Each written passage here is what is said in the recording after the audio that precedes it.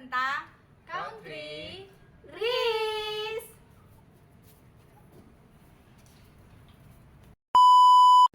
Kami dari kelompok DDK. Apa tuh? Dikit-dikit ketawa. Hahaha. Selamat menonton And enjoy!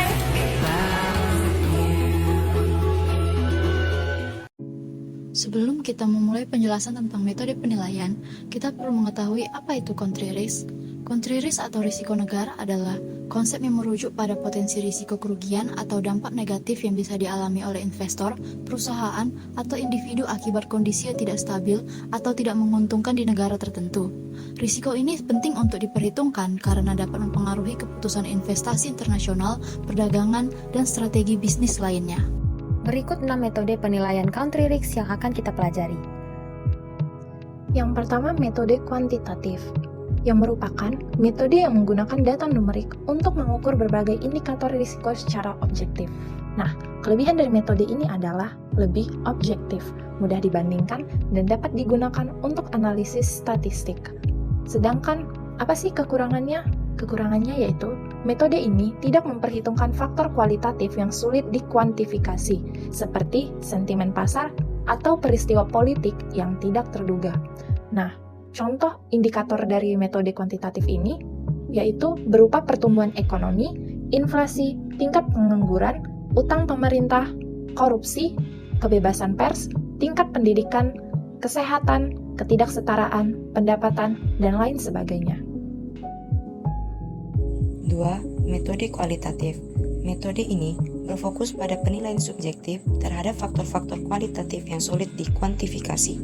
Kelebihan dari metode ini adalah memperhitungkan faktor-faktor yang sulit diukur secara numerik, memberikan pemahaman yang lebih mendalam tentang risiko.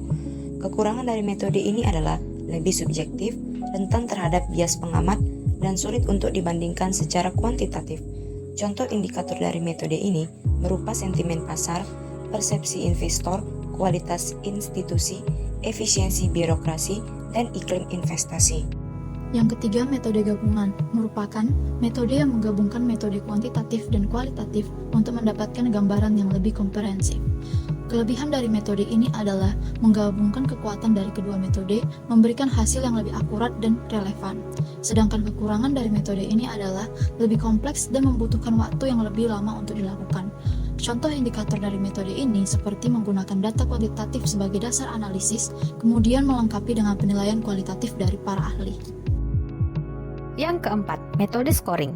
Metode scoring adalah memberikan skor pada berbagai indikator risiko, kemudian menjumlahkan skor tersebut untuk mendapatkan skor risiko secara keseluruhan. Adapun kelebihan dan kekurangan dari metode scoring ini ialah kelebihannya sederhana, mudah dipahami, dan dapat digunakan untuk membandingkan risiko antar negara.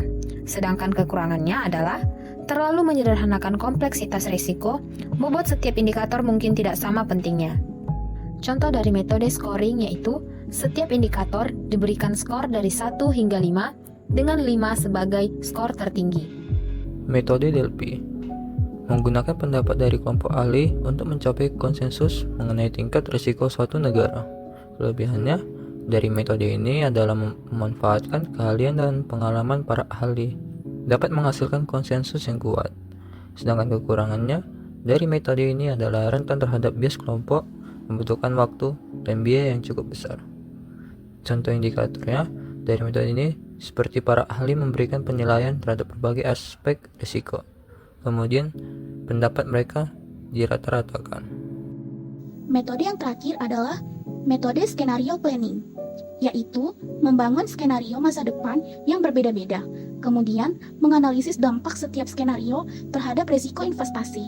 Adapun kelebihan dari metode ini adalah membantu mengidentifikasi risiko-risiko yang mungkin tidak terduga, meningkatkan kemampuan untuk mengantisipasi perubahan. Sedangkan kekurangan dari metode ini adalah membutuhkan banyak asumsi dan data, sulit untuk memprediksi semua kemungkinan skenario. Contoh indikator dari metode ini berupa menganalisis dampak perubahan kebijakan pemerintah, konflik politik, bencana alam, atau perubahan global terhadap risiko investasi. Nah, dari penjelasan tadi, kita akan mengambil contoh country risk di salah satu negara, yaitu negara Brazil. Brazil berhasil menerapkan metode kuantitatif untuk penilaian country risk selama krisis ekonomi 2014 sampai 2016. Berikut penjelasannya. Yang pertama, pengumpulan data ekonomi. Brazil berhasil menerapkan pengumpulan data ekonomi sebagai bagian dari metode kuantitatif. Indikator seperti pertumbuhan PDB, inflasi, utang pemerintah, dan cadangan devisa tersedia secara luas dan dianalisis secara komprehensif oleh lembaga pemeringkat kredit dan investor. Data ini menjadi dasar objektif untuk menilai risiko negara selama krisis. Misalnya, kontraksi PDB Brazil dan inflasi yang tinggi menjadi sorotan utama dalam analisis kuantitatif. 2. Analisis statistik dan penggunaan model ekonometrik. Brazil juga berhasil menerapkan analisis statistik dan model ekonometrik dalam penilaian risiko negara. Lembaga-lembaga pemeringkat kredit seperti Moody's and Fitch menggunakan model ekonometrik berbasis regresi dan statistik untuk menganalisis data seperti rasio utang terhadap PDB dan tingkat inflasi. Model ini membantu mereka memproyeksikan kemungkinan risiko gagal bayar dan menilai kesehatan fiskal Brazil. Penggunaan indeks risiko negara. Brazil berhasil menerapkan penggunaan indeks risiko negara seperti Euromoney Country Risk Index dan International Country Risk Guide atau ECRG.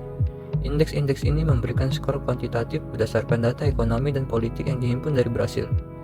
Skor risiko Brazil mengalami penurunan selama krisis yang mencerminkan peningkatan risiko berdasarkan indikator makroekonomi yang digunakan oleh lembaga-lembaga internasional. Masuk yang keempat, pengaruh terhadap keputusan investor. Tidak semua aspek dari metode kuantitatif berhasil diterapkan secara sempurna pada poin ini. Meskipun data kuantitatif memberi pengaruh besar terhadap keputusan investor, Brazil menghadapi masalah dalam memperhitungkan faktor-faktor kualitatif seperti ketidakstabilan politik dan skandal korupsi yang terjadi bersamaan dengan krisis. Skandal korupsi Petrobras dan pemakzulan Presiden Dilma Rousseff adalah contoh peristiwa yang lebih sulit diukur dengan metode kuantitatif, namun berdampak besar pada persepsi risiko di mata investor. Meskipun demikian, metode kuantitatif tetap memainkan peran utama dalam mempengaruhi aliran investasi selama krisis.